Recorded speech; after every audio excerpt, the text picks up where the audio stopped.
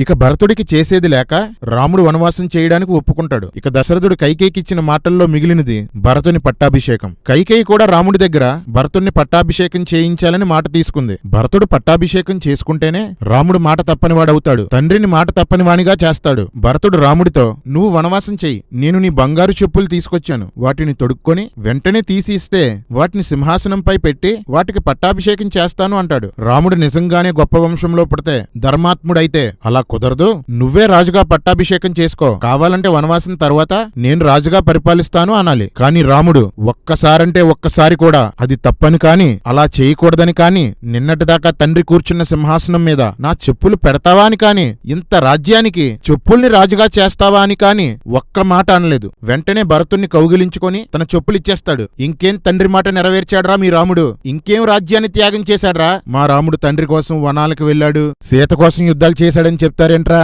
మీ రాముడు మాట తప్పిన మోసగాడు, రాజ్యాధికారం లాక్కున్న దొంగ. శృతి నాదే, రివాల్వర్ నాదే.